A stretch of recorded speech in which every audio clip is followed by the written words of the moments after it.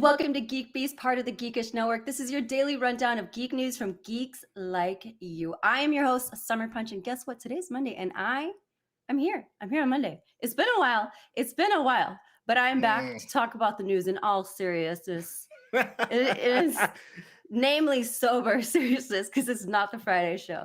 It's been a while since I missed you guys. It has been a little bit of time. I can't believe it. Yo, what a wonderful way to bring in the week. Yo, Mondays, ladies and gentlemen. I keep trying to tell y'all, you get your Mondays started off on the right foot. The rest of the week is going to be a breeze. And that's how I know the rest of my week is going to be a breeze, because you have arrived off of Mount Olympus, off of your birthday mountain Olympus. Oh my gosh, she just turned 21. You reveal so much. You reveal so much. I am older and 1 year wiser. I don't know about the technically wiser part, but a year older. That's for sure. Anyway, I got so excited about being back that I skipped the intro. And also, I think this might be the first show where it's just you and me, Sintel. Right? So I don't have my Chuck and Sintel kind of thing. Okay, so Chuck's not here. Rails. We're going to forget about Chuck. But we have Sintel. Doesn't have the same kind of rhythm, but it's you and me now. It's just me and you. Yeah, the old school jam. All right. All right, guys. Well, come on with your geeky self. Okay, it's so forgive me. I might be a little rusty on the news because I'm not here talking about it 5 days a week with you, but let's just jump straight into it. It's about D&D. For our true nerds out in the chat right now, a new version of D&D is coming soon. Monsters of the Universe is your next first taste. So Dungeons and Dragons publisher Wizards of the West Coast, best gaming company name, by the way, ever, just full stop, period, is currently working on a Tightrope. Their seminal tabletop role-playing game turns 50 years old in 2024, right? That's kind of a while. Some OG gamers before gaming was really even digital. And developers are busy building the next version to go on sale during that window. But at the same time, D&D is more popular than ever. The jewel of Hasbro's crown. I didn't know it was Hasbro. That's interesting. Along with the Magic Gathering, is raking in money hand over fist, which is genuinely shocking because it's tabletop and there's just not that many ways to monetize that. But anyways, they're coming out with a new one. Trey, I know you're a D&D player. What do you think? Yo, I am. And hat tip to the creators of the tabletop gaming experience, because that's 50 years of nerd wedgies, and I've been privy to a lot of those nerd wedgies. But look, it's always good to see something grow and expand. And like you were saying about tabletop gaming and how it is absolutely and completely exploding. There's live action tabletop games that have real voice actors, some real actors. I mean, we even have folks like Henry Cavill, who's having full-blown D&D sessions with real directors and producers. There's a full-blown animated series that's about to come out on Amazon, if I can remember correctly. I forgot the name of it. The Vox Machina, I think that's the name of it. It is turning into a really huge moneymaker, and a lot of that had to do with the pandemic. People are home. People are maybe tired of playing video games and looking at their television screens all day long. And one of the best places to find entertainment is getting lost in here.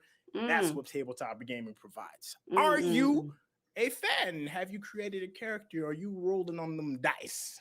Yes, I've played. Actually, it's funny that you say that the pandemic got people to play, because I thought for me it was actually Stranger Things. I'd always wanted to play D&D. I remember back in high school when I was a cheerleader. Don't tell anyone.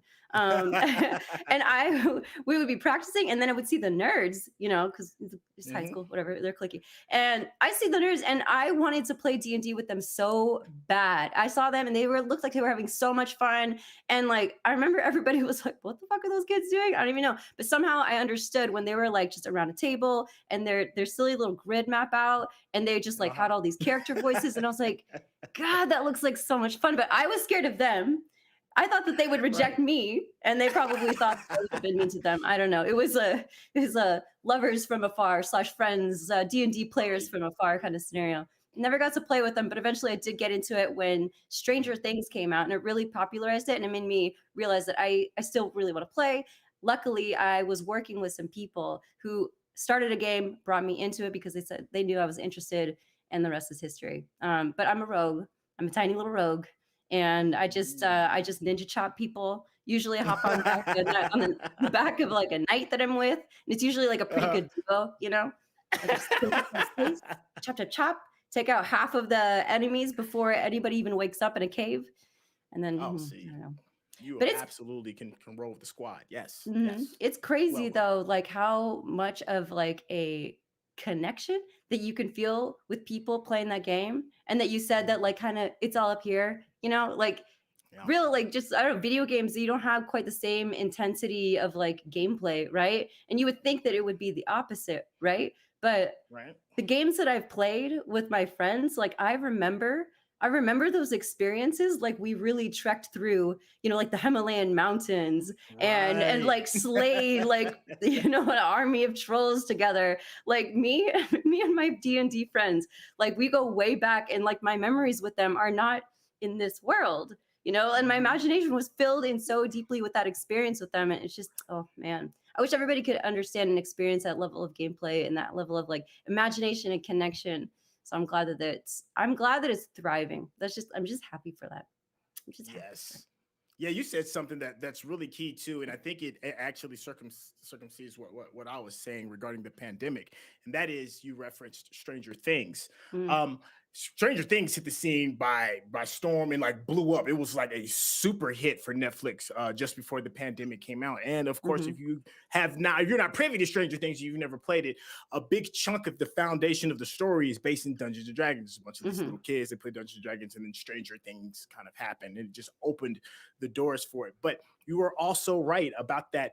It's something about going through the yeah. shit with your friends, Yeah. and then just having those moments. And you know what else thing I think of, one of the things that is so truthful about D&D is that it brings out your truth. Like your homie who might be docile, might not really say a lot, is all of a sudden like a fifth level barbarian, and they're screaming from the top of their lungs, talking about kill them Yeah. all, let God sort them out. You're like, whoa, who are you? So true. And So you true. strike me as that type. Do you have a D&D voice? Do you have a character voice? Mm.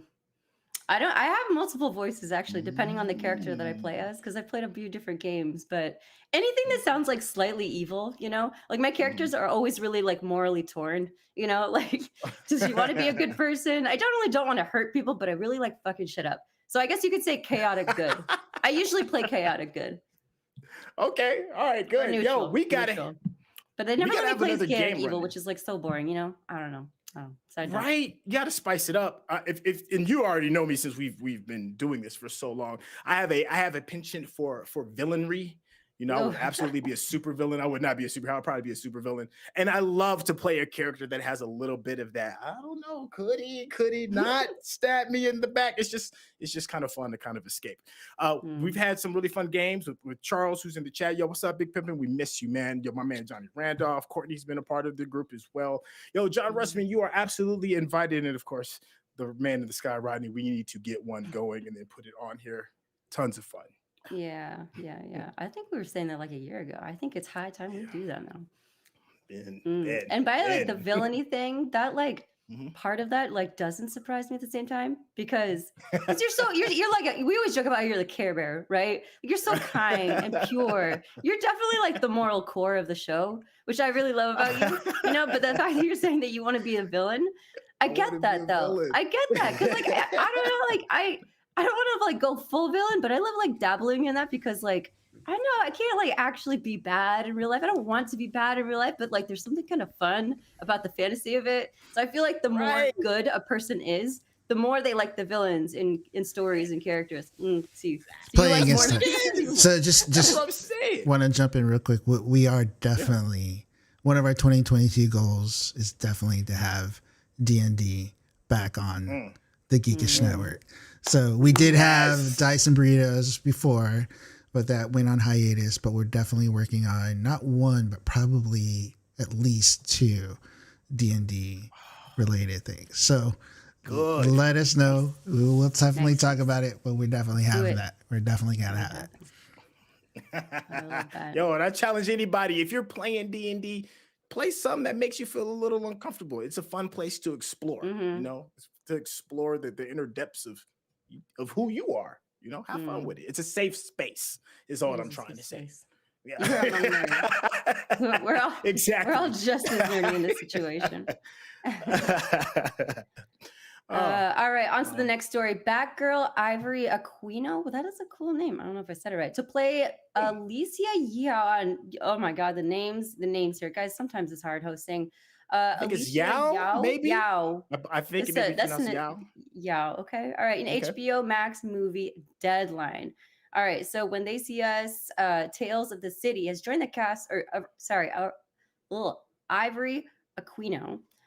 From the show or movie, When They See Us, Tales of the City, has joined the cast of Batgirl in the upcoming superhero form that Bad Boys for Life, Aldi El Arbi and Bilal Farah. Good Lord, these names, this is advanced level scripting right here. All right, anyways. It's all good. I forgot about this part of the show, just live reading this shit. All right. Anyways, someone's going to play Batgirl or Batgirl's friend in Batgirl. First of all, have you seen the Batgirl trailer? What do you think? I've seen the Batman trailer. I haven't seen the Batgirl trailer. Not like that I'm we opposed talked to about it. this, right? I'm here for it. Not to objectify just haven't anybody, seen but it. she is so fine. Like I saw, I'm like, wow. And I don't. It made me question some things. It made me question some things. You're like, that spandex is really working for her, though, right? She's beautiful. She's not just beautiful. She's like, I'm sorry. I always do this. I always bring us down into the muck, and like, I'm sorry. This girl is worth so much more than what she looks like. But also, I'm sure that didn't help her in the casting. That's what I'm saying.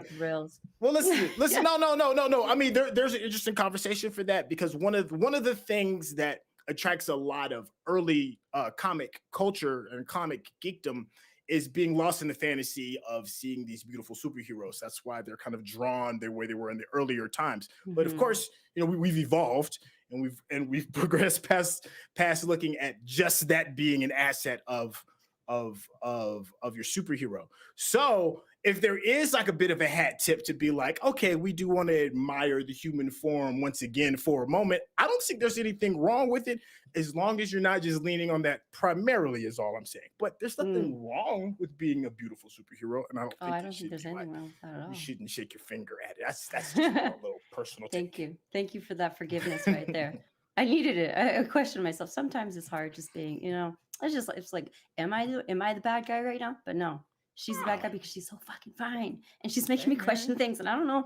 I feel fine with that, actually. Anyways, on to the next story. Fans are suing Universal Pictures because of a 2019 movie that didn't include Ana de Armas, says IGN. So 2 fans of Ana de Armas are suing Universal, alleging that they were duped into renting a 2019 movie called Yesterday because the actress appeared in the trailer, but not the final cut of the film.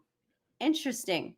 I wonder if that goes afoul against truth in marketing, false advertising. I mean, she sounds like she's somebody that brought in viewers and they were not served her face or presence in the film. I don't know how I feel about that. Okay, so I think it was Scream 2, right? And there was like, I remember the previews came out, and there was Jada Pinkett. Jada Pinkett was all over the place, and everybody was like, "Oh my God, Jada Pinkett's gonna be in the Scream movie," and this, that, and the third. Like, she dies within like the first 5 minutes of the opening scene and everything. We've all had and that everybody experience. was like, "Yo, are you kidding me? We thought we was gonna see Jada, and it just didn't turn out." And had I known that I could have sued the company, I'd have been on that back in like 97. We can sue for this? I didn't know that. I didn't know that was a part of the game. I'm a hater, so I hope they don't win. It's just part of marketing.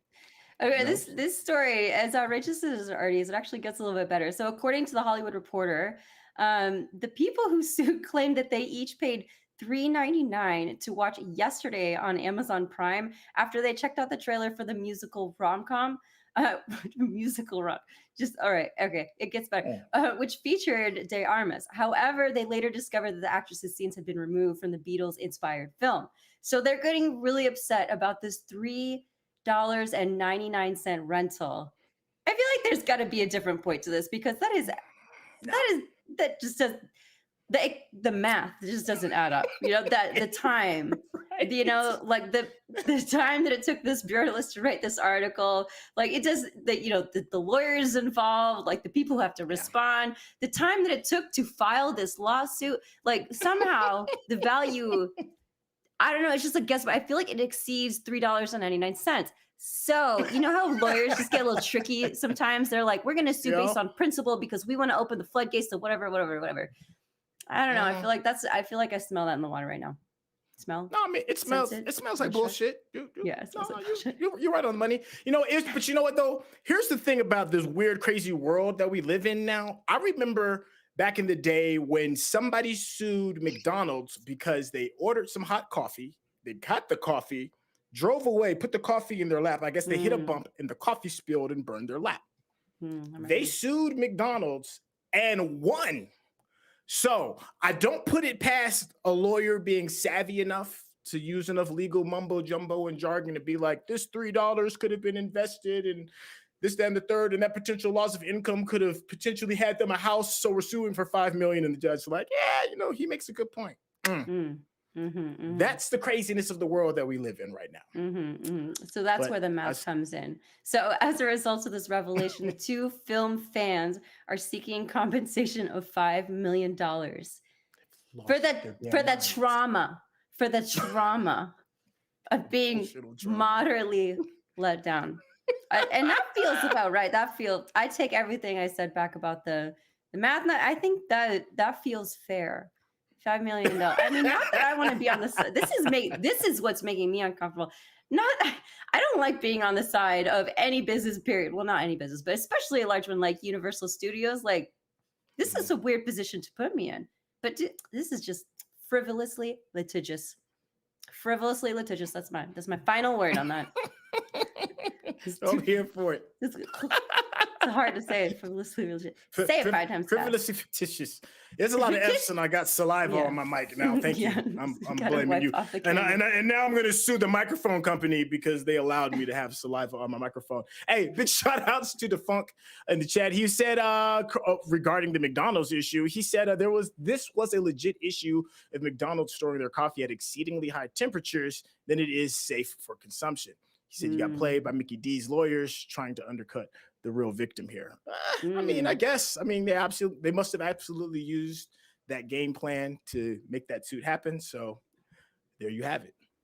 I've heard both sides of that case too. That's just like, come on, lady, just don't spill your own coffee in your lap. But then also the side that defunct side's right there saying that, like, I guess the temperature was like basically still boiling, right, when they handed it over. Yeah. And I think that McDonald's, as a result of that case, I think that they don't just heat up the water quite as high because it's just dangerous when they hand it over. Which makes sense. Yeah. I guess she got like pretty bad, like 3rd-degree burns, like all over her like waist and her pelvic region, which is obviously not a good time. Either way, people be suing people in America. Yeah. Welcome to America. Yeah, there you go. All right, so on to another story. Meta has built an AI supercomputer, surprise, surprise, and it says it will be the world's fastest by the end of 2022, which is only, this year, says The Verge. So the social media conglomerate Meta, aka Facebook, you're not fooling anyone, all right? Your Facebook is the latest tech company to build an AI supercomputer. I kind of thought they already had supercomputers. That was basically their whole algorithm thing. So the high-speed computer designed specifically to train machine learning systems, to get scarier. The company says its new AI research super cluster, or RSC, is already amongst the fastest machines of this type in the world. And when completed by mid-2022, it's going to be the world's fastest. And a quote from Meta, aka Facebook, has said that Meta has developed what we believe is the world's fastest AI supercomputer, said Meta CEO Mark Zuckerberg. Do you trust anything he says at this point? Hell no. No, I do think this will be used for nefarious intentions, for marketing purposes, in order to squeeze more money out of people that want to advertise on the platform. But if I have to play devil's advocate, the whole big thing, right, is like metaverse. Everything is pushing the metaverse. And right now, in order for you to have that sensation or that feeling that you're in the Matrix, we are worlds away from that. Like, there's just not enough processing power and not enough infrastructure and hardware and processing speed or any of that. So if you are going to try and move in that direction to kind of jump into like the metaverse, I would assume you would probably need some high computing processing power, because I know that's a very big deal for Meta, is to create the metaverse. But I still think they're going to use that power for evil instead of just that, more so first. Use it for evil first. Yeah. I think that's one of their and then values, maybe we'll do it for evil. entertainment. Yeah, exactly. It's just a bunch of hand rubbing and sneering going on behind closed doors.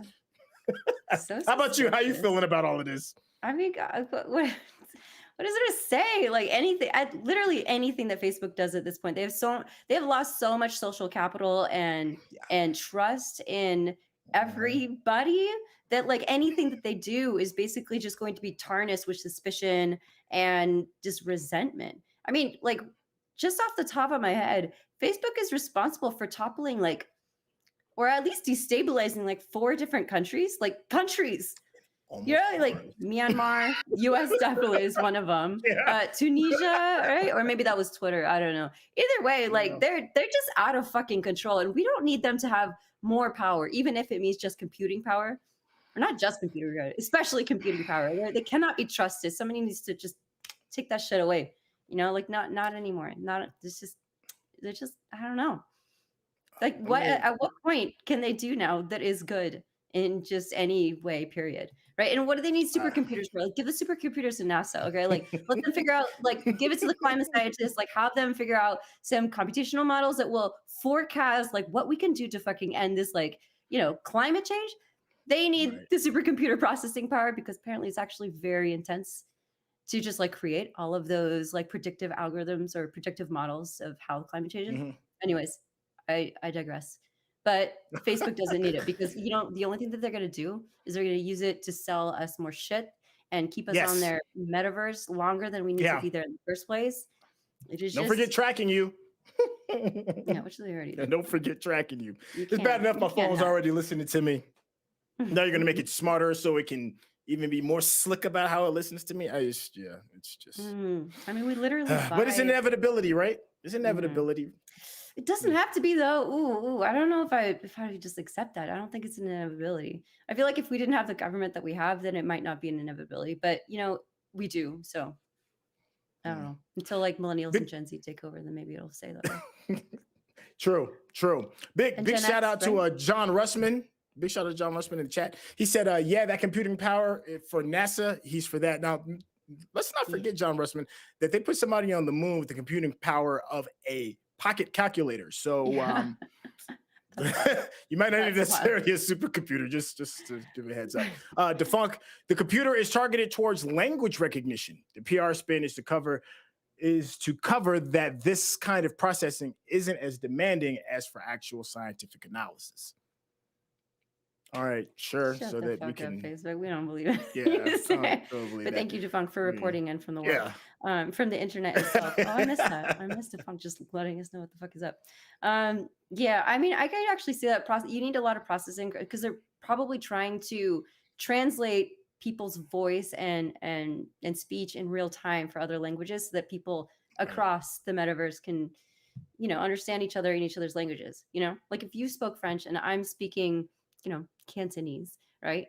It's going to have to translate that not only in real time, that's a lot of processing power, but also going both ways. So you're being translated into one language, I'm being translated in another language simultaneously, both directions. So, I mean, I don't know if that's exactly what they're doing it for. That also sounds pretty useful. So I'm going to just assume that that's not what they're doing. But you know, this is a moderately newsy show, so I'm just going to keep it to what the actual article says. And then of course, what Defunk informs us, because he's literally never wrong. And this is about hot takes too. Let's not get it twisted. We're not really vetting. Not that serious, guys. Yeah. If you're watching us for the actualness, you need to review some shit, all right? We can send you some more qualified sources than us. Point you in the right direction. Big facts. All right, let's go. All right, on to another one. Actual news story. U.S. athletes have been told to use burner phones at the Beijing Winter Olympics because you know the United States does not trust China. They probably don't want them using their actual real phones. They don't want them being tracked. They don't want them being bugged and bring that shit back home or just revealing everything that they be doing. in the actual Olympics. So they're just told to use burner phones, which does not sound suspicious at all. And I hope that they're not using it to get any sort of nefarious drugs, which is that usually the burner phone? I don't know. Maybe the No, CIA you don't want uses to get it. locked up in China. Let me tell you that. I mean, whatever nefarious That's why deeds it's that in the you're burner doing, phone, yeah. don't do it in China. Please don't. I've seen locked up abroad. You don't want Don't that get heat. caught. Oh my God, China. All right, so the U.S., Great Britain, Canada, and the Netherlands have also cautioned athletes against bringing their personal electronic devices into the country. So the committee's fears aren't completely unfounded.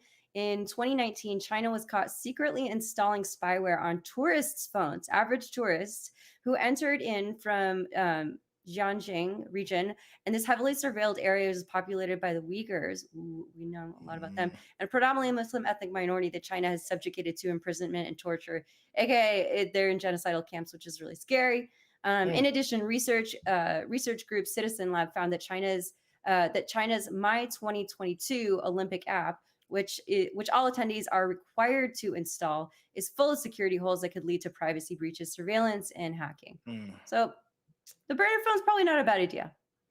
Yeah. There was I read Barack's book when it came out, and he did make a reference to China and their technology, and the fact that Obama was known for having this BlackBerry with him, and he wasn't even allowed to like bring his own personal BlackBerry, and they had to have like, I guess, like these tents or whatever it is that they could go in that kept radio signals or whatever Wi-Fi signals from coming in order for them to use their own security on Air Force One. Like that's how high tech it is in China.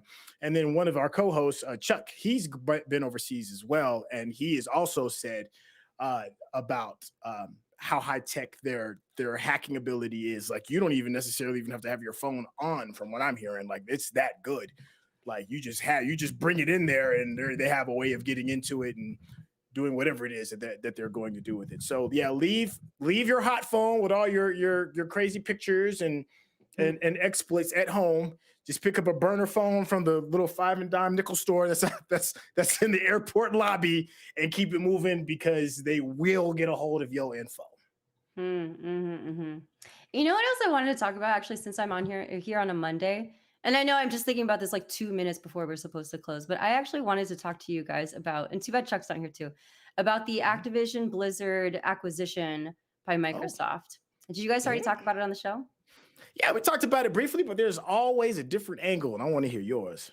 Damn. So, I mean, I can't spit off all of the newsfeed facts about it off the top of my head, but basically, Activision has been acquired by Microsoft. I think it was for like 68 billion, something like that.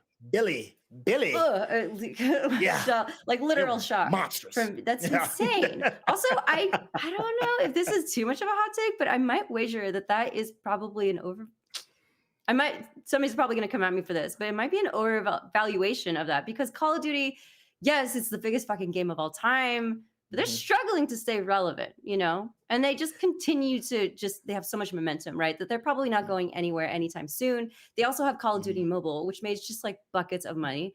But they also don't have anything else.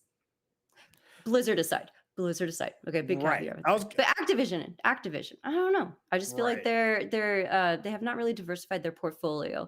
So I'm just kind of curious how that pans out in the future. I wish I could have just fast forward 10 years from now and see if it was indeed a worthy investment. But like, I'm still curious, because like when all that stuff came out about Activision, I remember Microsoft actually gave a response, and they just said, we're going to reevaluate our relationship with Activision.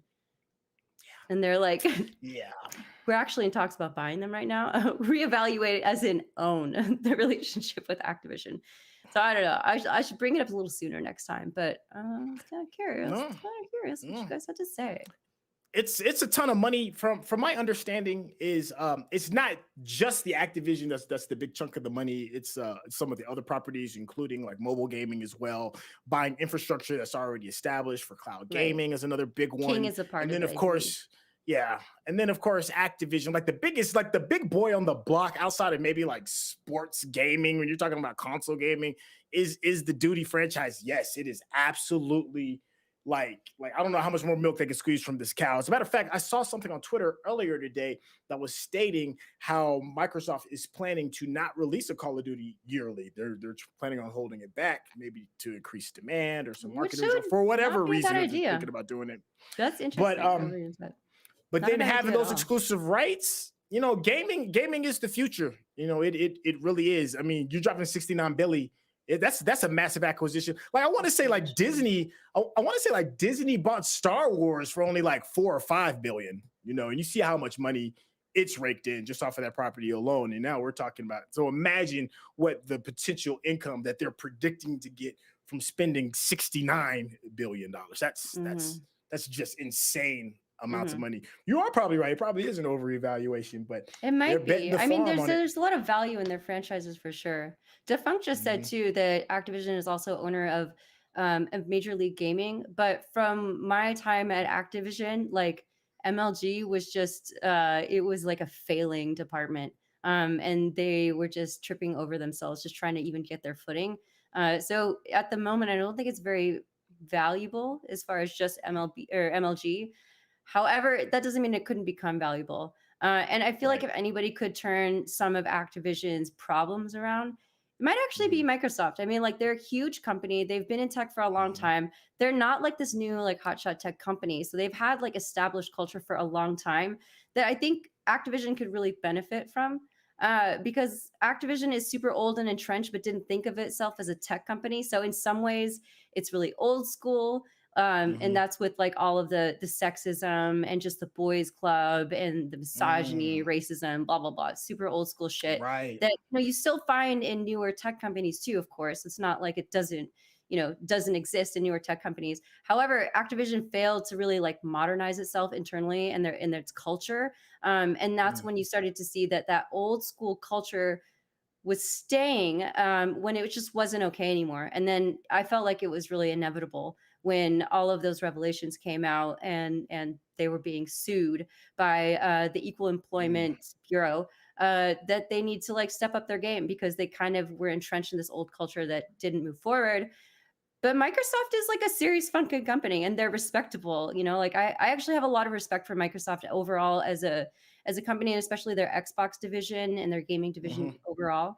I think that they could potentially, I mean, culture is a hard thing to turn around, but I think if Mm. anybody has the experience and the Big one. institutional knowledge to do so, it might actually be Microsoft because they've been around the block a few times.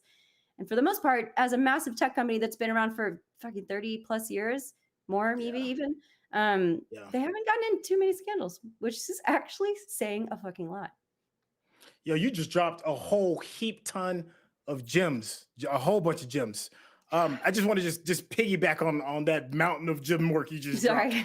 It's what's interesting to me is that I remember when Microsoft first hit the scene, and they were considered, you know, kind of brashy and kind of like absolutely going against the norm because they were pushing back against the standard of IBM.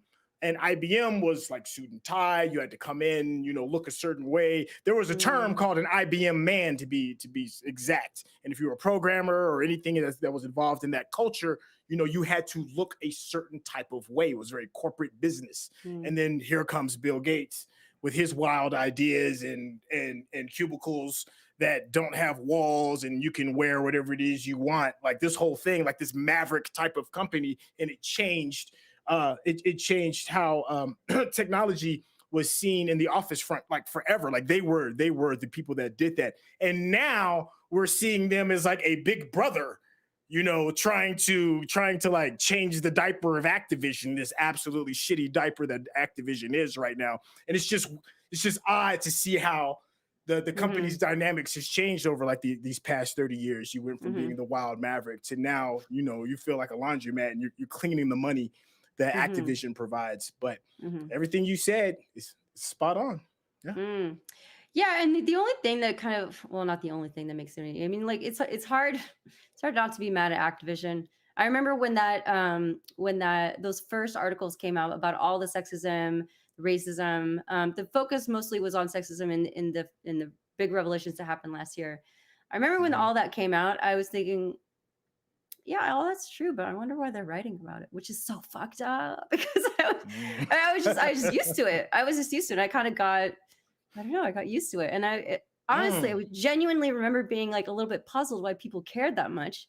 right. Because unfortunately, as a woman in gaming, I'm conditioned to accept and just normalize that kind of intensely toxic behavior and dynamic. And I just thought it was not very noticeable because I was used to it. So I Wow. hope that changes. Yeah. And in some ways, my heart wants Activision to fucking burn, but also there's a lot of good people there. I'm not mad at that. I'm not mad. Listen, you've experienced something, and that's your truth. So how you feel about it Yeah, is just a reaction yeah. of what your truth is. It's just what it is.